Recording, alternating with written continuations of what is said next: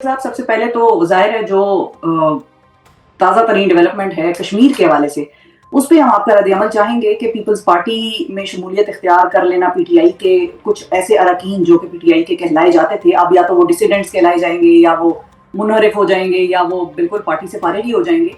लेकिन ये पीटीआई के लिए क्या सरप्राइज़ था या आप लोगों को ऐसी खबरें, इत्तलात मौसूल हो रही थी कि वहाँ पर इस किस्म की कोई तब्दीली रूनुमा होने वाली है और पीपल्स पार्टी उसमें किरदार अदा कर रही है?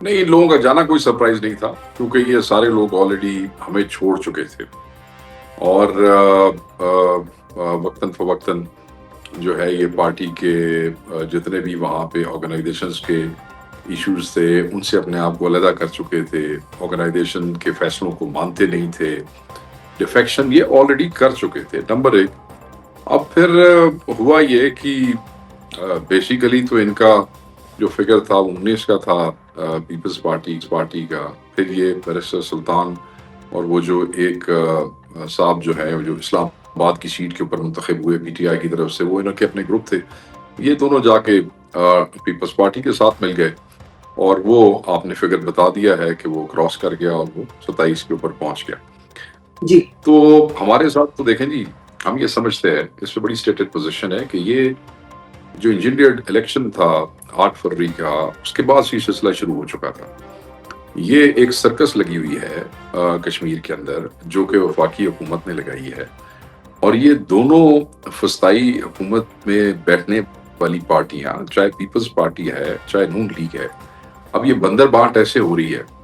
और ये मैं आपको बड़ी एक इंटरेस्टिंग बात भी बताऊंगा इसमें कि ऑपोजिशन लीडर नून लीग का, वजीर आजम पीपल्स पार्टी का, ये बाय डिजाइन और एक दूसरे की कंसेंट के साथ हो रहा है। ये कोई लड़ाई शड़ाई यहाँ नहीं हो रही है, ये जो है ये सिर्फ दुनिया को दिखाने के लिए तमाशा हो रहा है।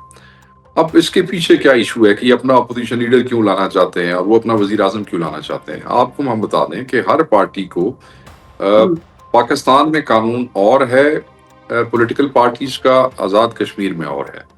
वहां पे आपको इलेक्शन कमीशन से लेना पड़ता है NOC to work as a party in Kashmir. ठीक हो गया जी।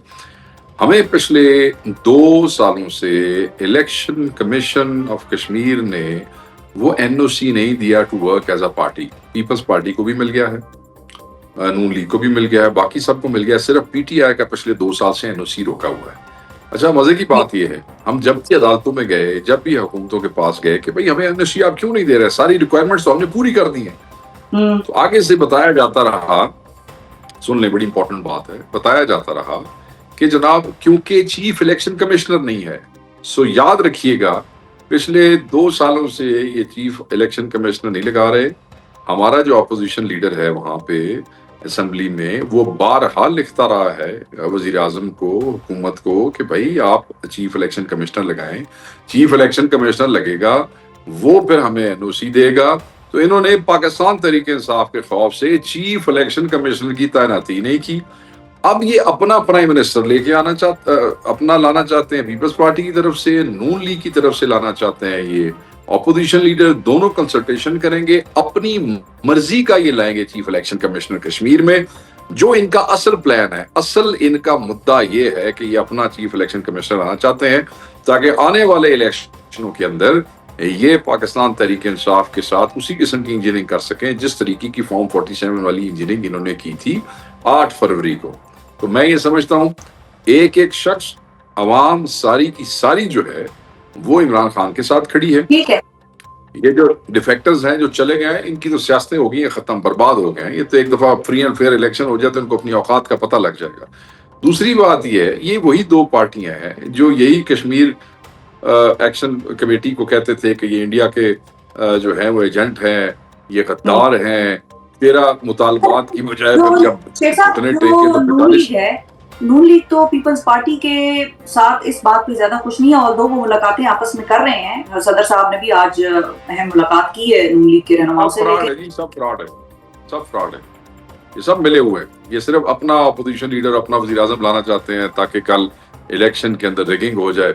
अभी की बारी एक को मिल जाएगी, दूसरे की बारी का फैसला कर लेंगे आपस में ये बैठ के, सब सिर्फ नहीं। तो वहाँ पे आजाद कश्मीर में जब नून लीग ये कहती है कि हम ऑपोजिशन बेंचेस पे जाके बैठ रहे हैं और बैठ गए हैं और हम इस निजाम से खुश नहीं है जो पीपल्स पार्टी लाना चाह रही है यहाँ पर, तो फिर भी आपको लगता है कि ये सब मिली भगत है? मिली भगत है ना जी। मैंने आपको इतनी लंबी कहानी सुनाई है कि ये क्यों जाके बैठ रहे हैं वहां पे और ये क्यों अपोजिशन लीडर बनना चाहते हैं। अगला इलेक्शन भी तो चंद महीनों के बाद ही है ना। ये अभी इनको कहां से ये सारी जो है इनका जमीर जाग गया है। अगर ये ठीक जमीर है, ऐसे ही जाग गया यहाँ पे सही तो है, आपकी बात समझ आ गई। नेशनल तो फिर असेंबली जब में जगा ये लो ना इतनी सारी आपने हमें ये। दास्तान सुनाई है, तो उसमें फिर आप अनवारुल हक को क्या मशवरा देंगे, जो कि टेक्निकली पीटीआई के माने जाते थे और वो कहते हैं मैं तो अभी भी इस्तीफा नहीं दूंगा? देखिए, बस बात सिंपल ही है कि आपने जो इमरान खान की लाइन है आपने उसी के साथ खड़े होना है। चाहे आपकी हुकूमत चली जाए, चाहे आपका कोई भी नुकसान हो जाए, यहाँ एक छोटा छोटा वर्कर कुर्बानियां दे रहा है तो आप फेस करें, मुकाबला करें। सिर्फ वोटर को क्या उसको कहते हैं, वोटर को मैनिपुलेट करने के लिए आप इमरान खान का नाम या पार्टी का नाम इस्तेमाल नहीं कर सकते। जो हमारी पार्टी के हैं वो है हमारी पार्टी के। ठीक है, ठीक है। अच्छा, लेकिन एक और चीज भी हुई थी दरमियान में, आपको याद होगा शेख साहब, के पीटीआई ने भी पीपल्स पार्टी को पीएमएलएन के खिलाफ नेशनल असेंबली में तहरीक अदम एतमाद लाने का कहा था, और उन्होंने कहा था अगर आप लोग ले आएंगे तो हम आपके साथ मिल जाएंगे। वो कहानी बिल्कुल डेड हो गई। मतलब वहां पे कोई पेशरफ्त आप लोग को होती नजर नहीं आ रही, कोई नाराजगी लड़ाई नहीं है पीपल्स पार्टी नून लीग की वहां पर नेशनल असेंबली में। नहीं जी, नहीं, फराडिये ने आपस में मिले हुए ने, सिर्फ हमें लोगों की अखां दूर झोंक रहे हैं और कुछ नहीं। ठीक है। अच्छा, अब ये बताइए कि जो तारिक फजल चौधरी साहब ने बयान दिया है खान साहब की रिहाई के हवाले से, उसके हवाले से पीटीआई क्या सोच रही है? पीटीआई को क्या समझ आई है ऐसा बयान? मतलब वो क्यों दे रहे हैं? पीटीआई चाहते कुछ भी हैं, वो नहीं, जेन्युइनली क्या चाहते हैं कि खान साहब को रिहा पीटीआई कुछ भी नहीं, नहीं जी, नहीं, क्या बात कर रही हैं आप। पीटीआई कुछ भी नहीं सोच रही। तारिक फजल चौधरी ने हमें ऑफर देनी है एक, हम टीवी के ऊपर बैठ के, जहां पीटीआई का नुमाइंदा भी कोई नहीं बैठा, बातों से बात निकली, एक एंकर ने कोई बात की, दो बंदे ने कोई बात की, तो ऐਵੇਂ चौधरी साहब ने आगे बात से बात निकाल के कर दी। भाई वहां आप चीफ मिनिस्टर को मिलने नहीं देते हैं इमरान खान साहब से किसी से पूछे बगैर। इधर आपने कोई ऑफर लगा दी है। आप इस किस्म की गैर संजीदा हरकत नहीं करनी चाहिए। We don't take it seriously. It's I don't think इसके ऊपर कोई कंसिडरेशन होनी भी चाहिए, इस पे सोचना भी चाहिए। That's a waste of time. That's not serious, that was a joke. I mean it's, what is this? एक आदमी नहीं, PTI is not thinking anything about it. That was just non serious एक वो चीज थी। अच्छा, कोई ज्यादा उस पे आप लोगों ने कुछ नहीं सोच विचार किया? नहीं, तारिक फजल चौधरी साहब नून लीग में जो है वो डव का किरदार में देखे जाते हैं। सो वो बातचीत करने की बात करते हैं और बार बार करते हैं। मेरे शो पे भी वो हमेशा जब भी आते हैं वो कहते हैं भाई बातचीत करें, हमसे करें, हम कोशिश करते हैं।